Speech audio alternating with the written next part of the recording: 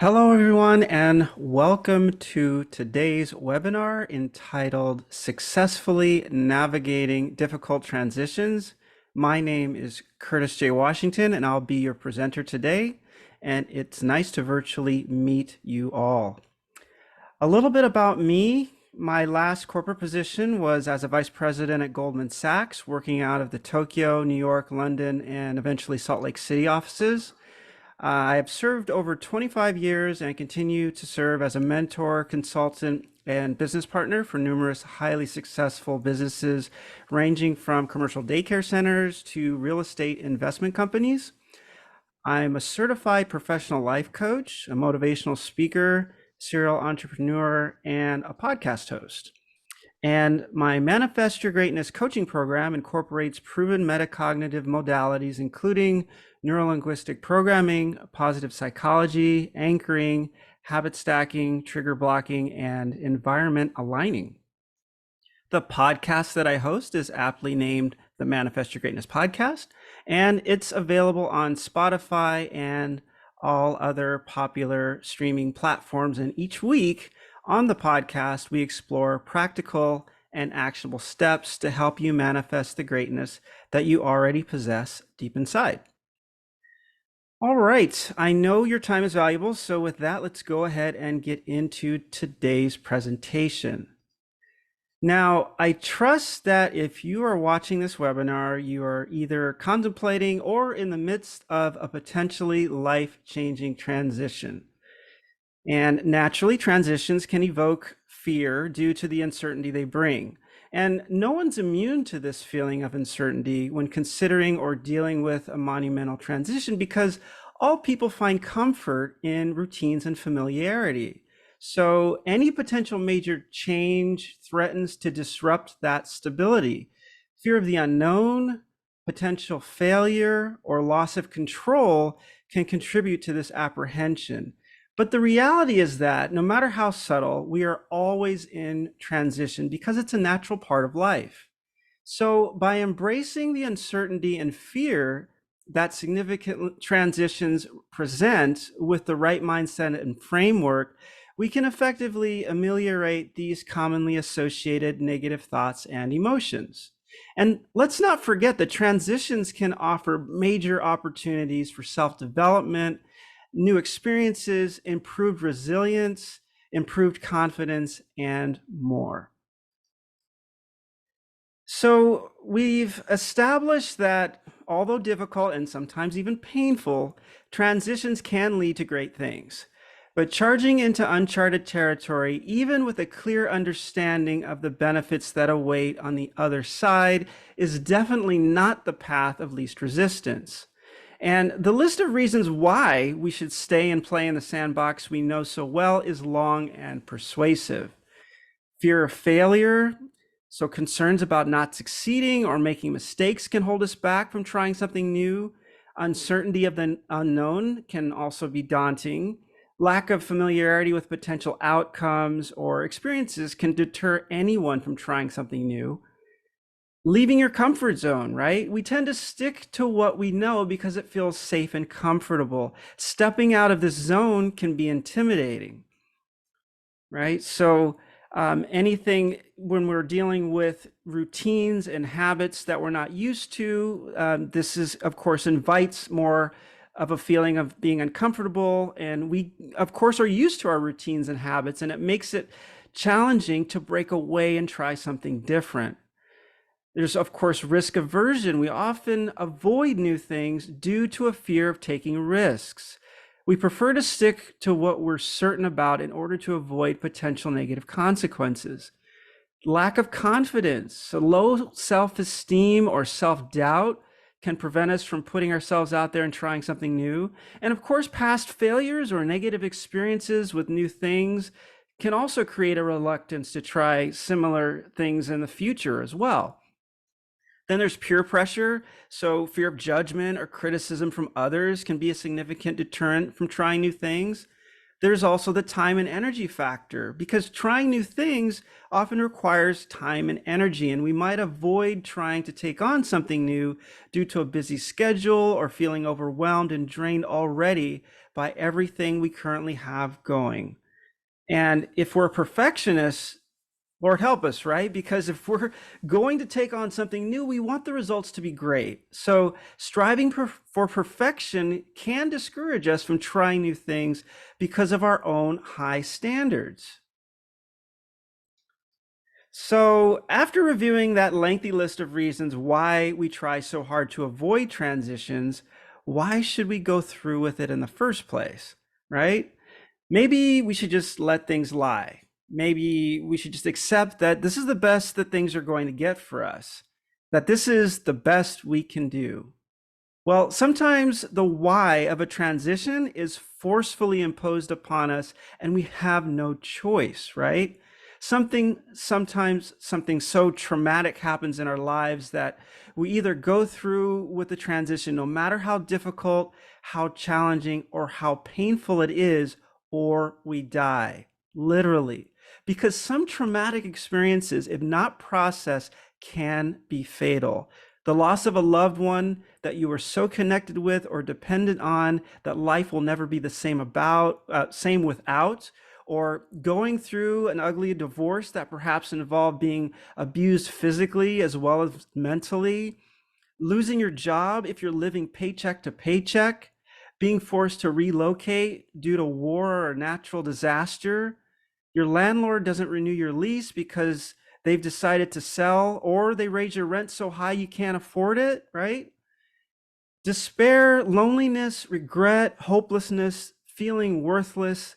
These are what my good friend, Dr. Irene Kopp, who specializes in transcending trauma, refers to as big T traumas.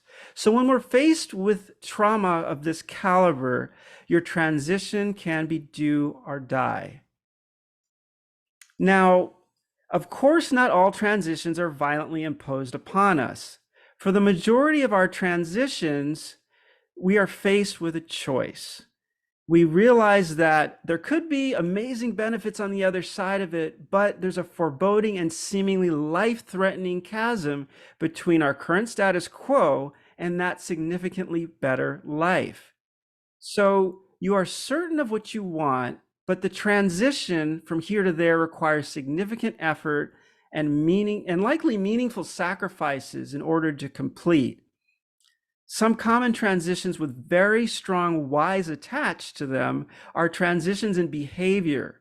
Perhaps you're engaged in self-destructive behavior. So you acknowledge that you are, for example, addicted to alcohol or mindless scrolling on social media, or you're obsessed with work to the extent that it's threatening to take down everything else that you care about.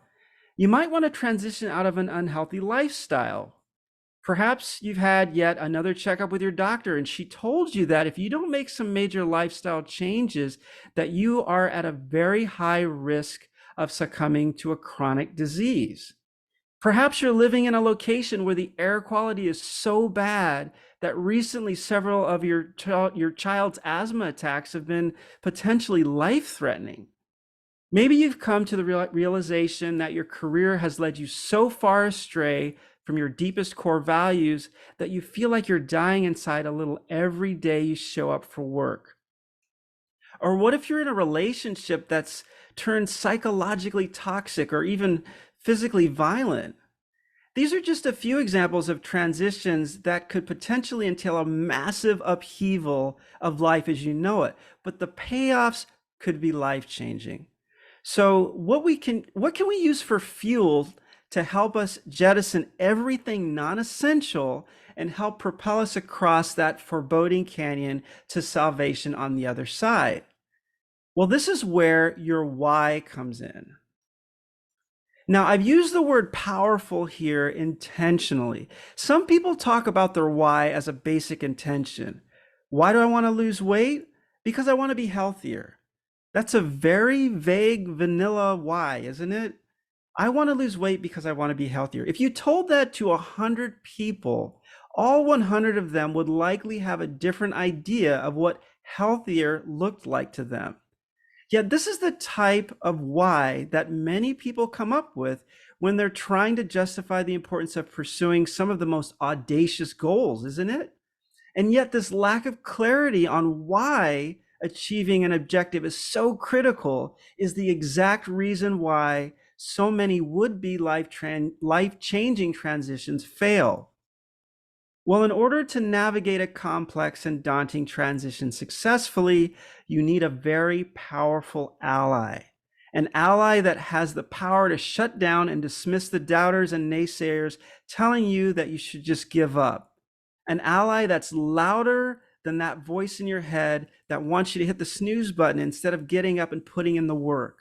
An ally more powerful than your fear of failure. Your why must be unwavering, unflappable, and unstoppable ally that will never give up on you.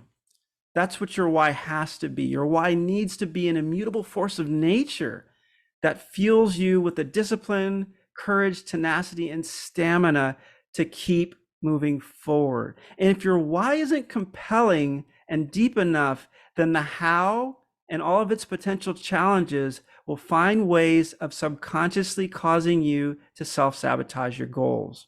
In other words, your intention, your why, must matter to you so much that no circumstance or self-doubt or negative opinions of others will be able to take you off track.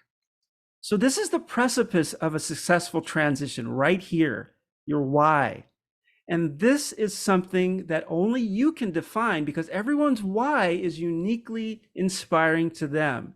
If you have a powerful why, then the transition you seek is inevitable because it's just too important. It's too meaningful and too life-altering not to pursue. So be sure that you take the time to carefully and clearly set your intentions behind your objective, because by identifying your why, you are setting yourself up for success. And don't worry about having the perfect why. Just identify the intentions that inspire you the most right now.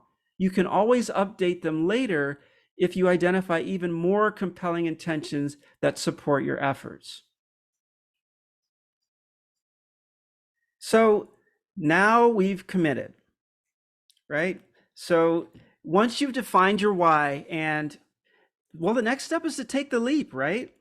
And just because we have our ally or invincible why by our side, that doesn't change the fact that we still have to stare over the edge and ultimately take that leap of faith. We're standing on the edge of that high dive and we can see the water below, but we also know that jumping off is going to be hella scary. We also know that if we hit the water wrong, that transition from free fall to entering the water could hurt a lot, right? We can take some comfort in knowing that we'll survive the transition, but we're not masochists here either, right? We know there's no such thing as a painless transition of this magnitude, but we'd like that transition to be as painless as possible, right? So let's take a look at a few things we can do to help ourselves manage this transition the best we can. Now that we have committed, we've opened this door to something new. At the same time, we might be wondering if we've made the right decision. Our mind gets flooded with what ifs. Perhaps our family or peers think we've lost our minds. Maybe even our steadfast why is looking unusually vulnerable in the moment. It's exactly at this point of no return where it is so important to surrender to this new reality. Now, don't confuse surrender in this context with giving up or even giving in.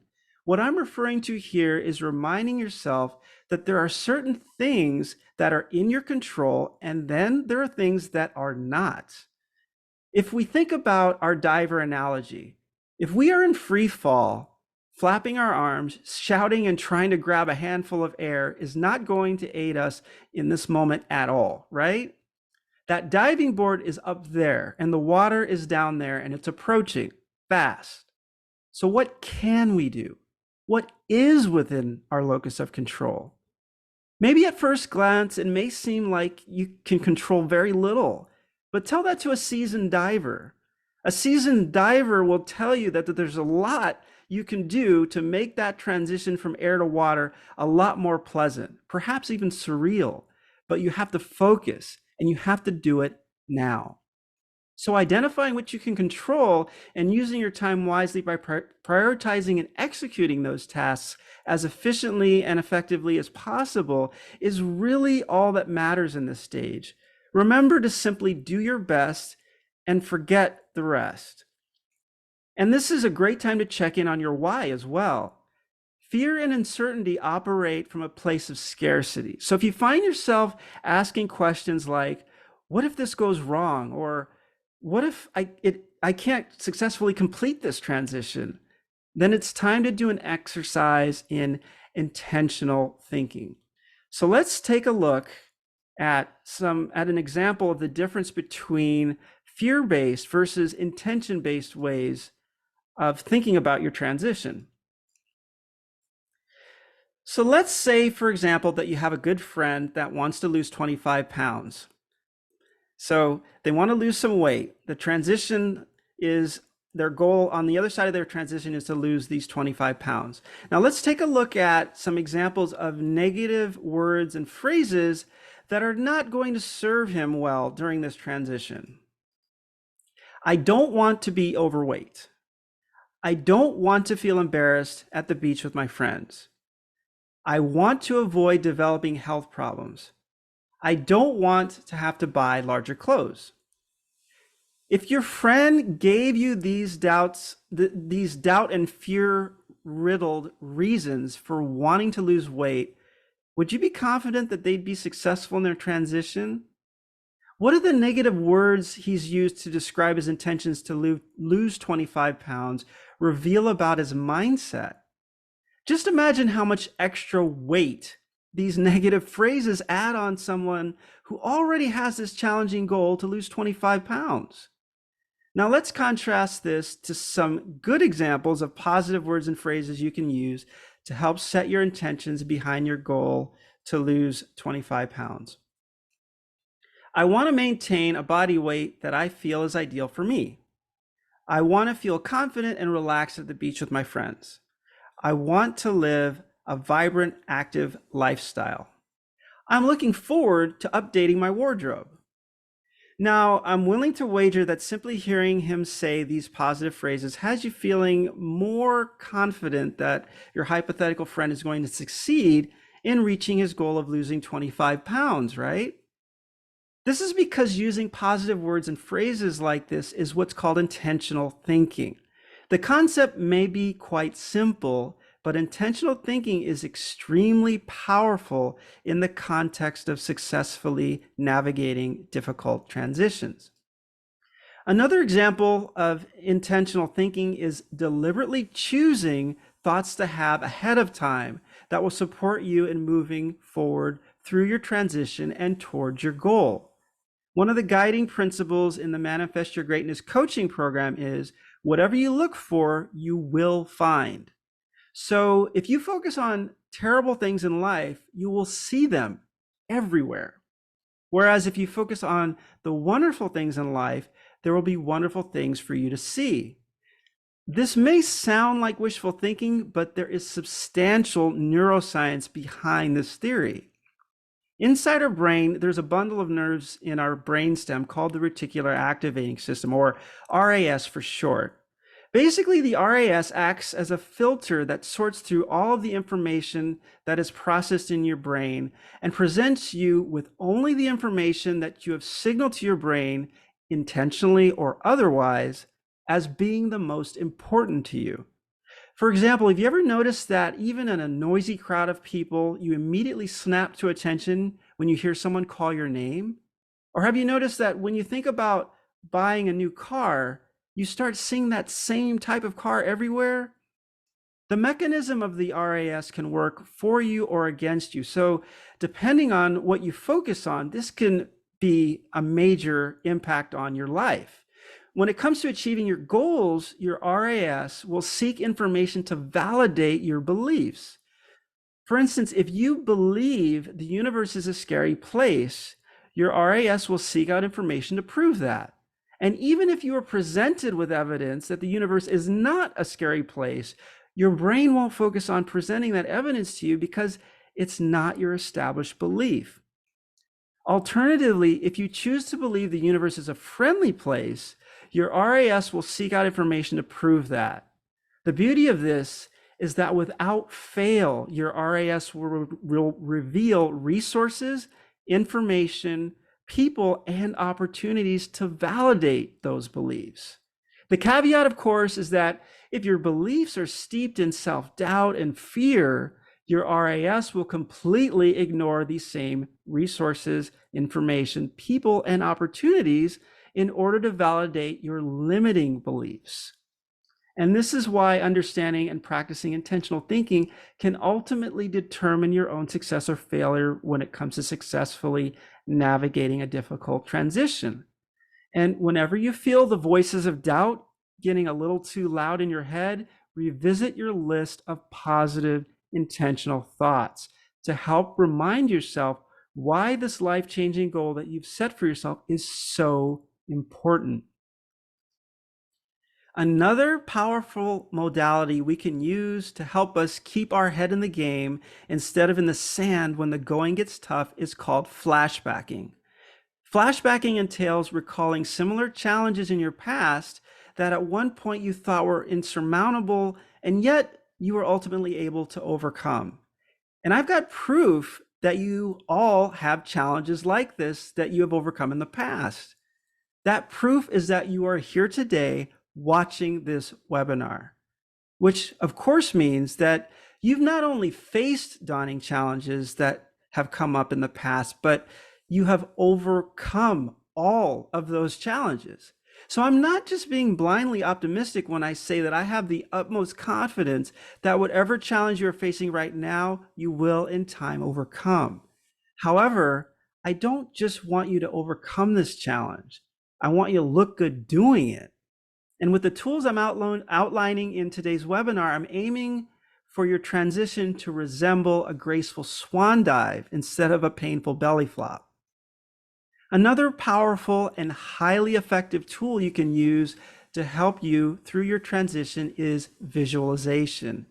Now, this is a mental technique involving the creation of detailed mental images or scenarios.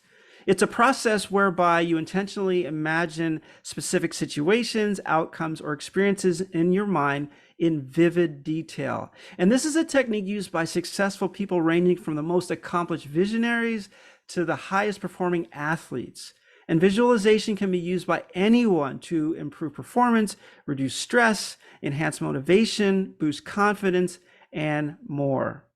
And in the context of tackling difficult transitions, visualization entails creating vivid mental images of yourself solving complex challenges and overcoming obstacles in order to successfully arrive on the other side of your life-changing transition.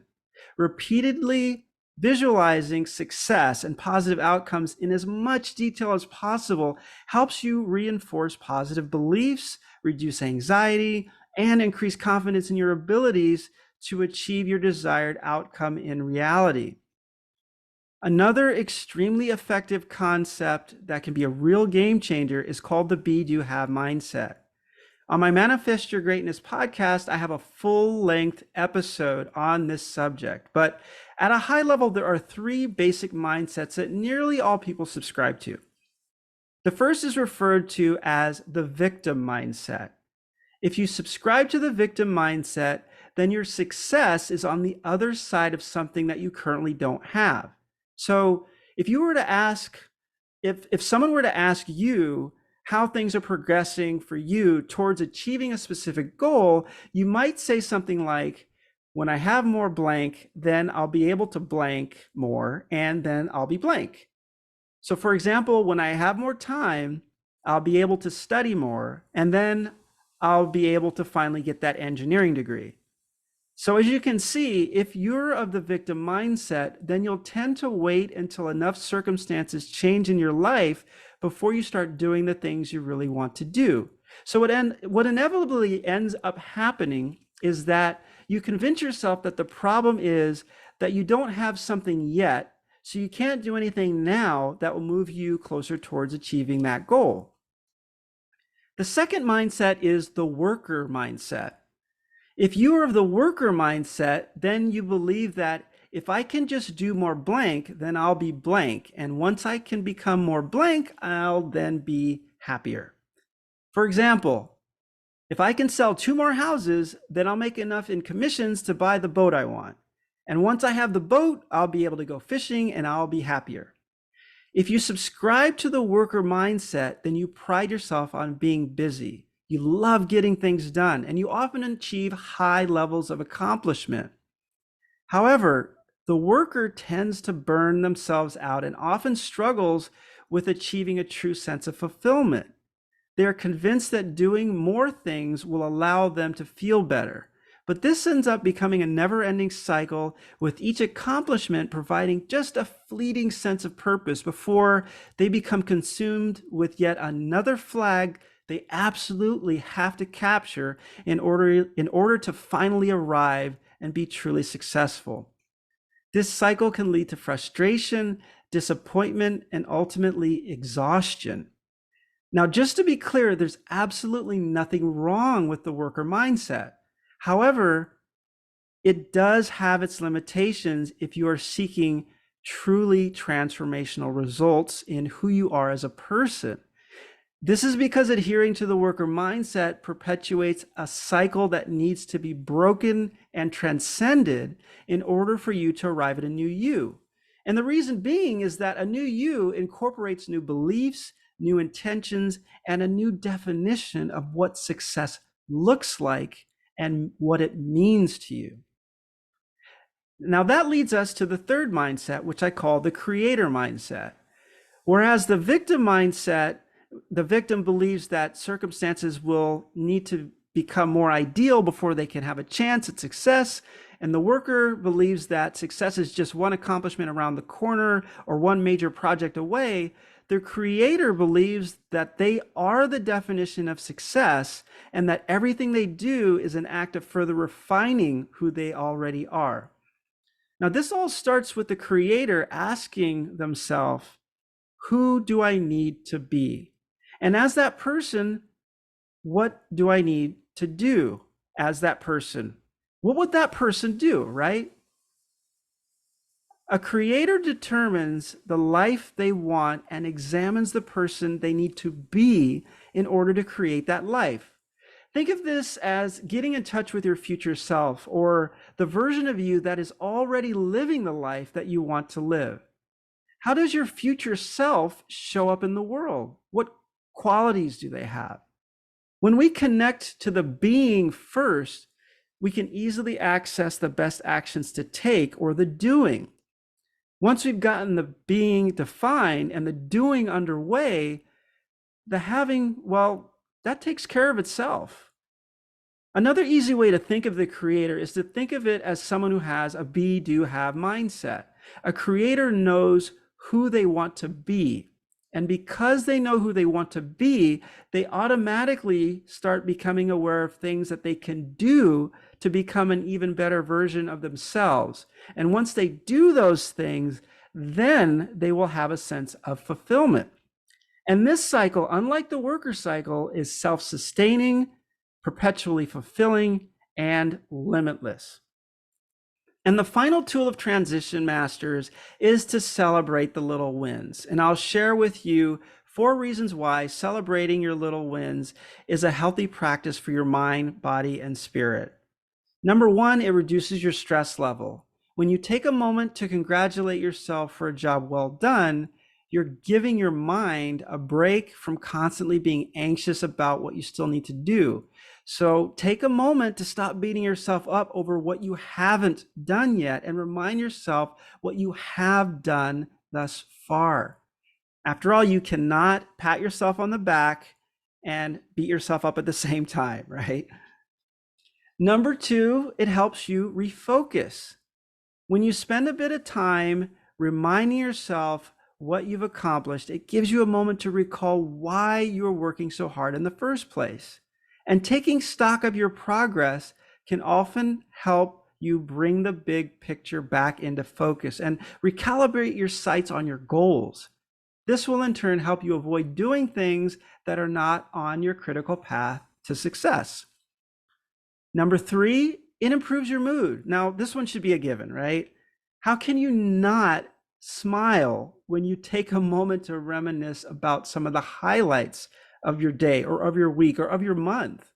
And this upbeat mood can linger for hours, making the rest of your tasks for the day seem a whole lot more enjoyable.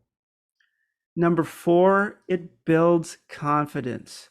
Remember that most speed bumps now in your rear view probably look like mountains when you were trying to get over them. And because the mind loves to fixate on the insurmountable task at hand, it's easy to discount just how difficult some of the tasks were that you recently completed. Reminding yourself how daunting one of your recent tasks seemed prior to chalking it up as a win should definitely give your confidence an adrenaline boost.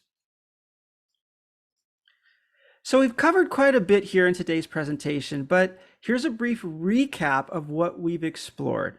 So we kick things off by establishing that the first thing you need to have a crystal clear understanding of before you even take the first step in a major transition is your why. And I explained how your why is your unwavering, unflappable, and unstoppable ally that will never give up on you. And that your why is an immutable force of nature that fuels you with discipline, courage, tenacity, and stamina that's required to keep you moving forever forward.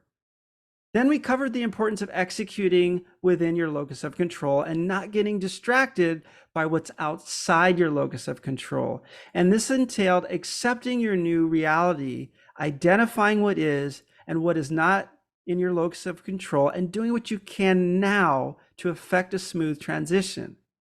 After that, we covered the power of intentional thinking, where I gave an example of fear-based phrases versus intention-based phrases. We also discussed how the reticular activating system works. Whatever you look for, you will find, right? Because your beliefs influence your discoveries. So you need to be sure that you are looking for solutions and opportunities instead of excuses and problems. Then lastly, we covered the powerful transition tools of flashbacking, visualization, the be do have mindset, and we close with the importance of celebrating your little wins. And one sure way that you'll be able to employ all of these modalities effectively and ensure a successful transition is to be sure to admit when to seek support. And the Manifest Your Greatness offers many other resources that you can leverage in this pursuit as well. And simply put, the goal of Manifest Your Greatness coaching is to help you look within and discover all of the unlimited potential that you already possess and for you to set it free. And in order to aid you on this quest, I've created two different options for you to gain the support that's most appropriate for your needs. The first option is the Manifest Your Greatness podcast, which is a free weekly resource that's available to you on Spotify or via any popular podcast streaming platforms. And as I mentioned at the start of the webinar, each week on the podcast, I explore practical and actionable steps that you can take to help you manifest the greatness that you already possess deep inside. And sometimes I also invite inspirational and insanely knowledgeable guests, and they share stories and insights that I'm certain will resonate with you and even potentially help you reframe your current situation and discover new opportunities to affect positive change in your life. The second option is to become a Manifest Your Greatness private coaching client. Now, becoming a Manifest Your Greatness private coaching client goes far beyond having private, confidential, one-on-one virtual coaching sessions with me.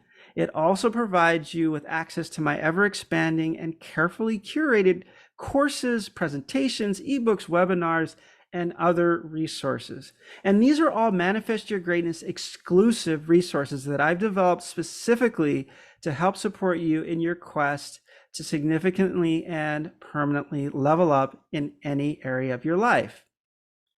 Now, I suspect that you've tried at least a handful of ways to transform yourself into the you that you desire to be, but you haven't been satisfied with the results. You may even have tried other coaching or counseling programs that didn't deliver for you.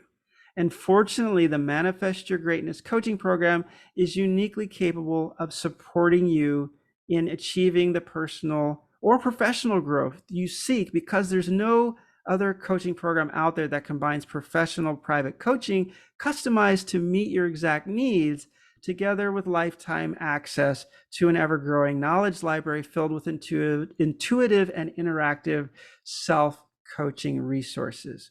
So be sure to visit manifestyourgreatness.com to learn more about these and other great resources, most of them free, that are offered by the Manifest Your Greatness coaching program. And if you're committed to taking the next steps and taking the steps required to significantly and permanently level up in any area of your life, visit manifestyourgreatness.com/contact and schedule a free coaching consultation with me today. Thank you all so much for joining today's webinar, and I sincerely look forward to my next opportunity to support you in your quest to manifest the greatness that you already possess deep inside. Bye for now.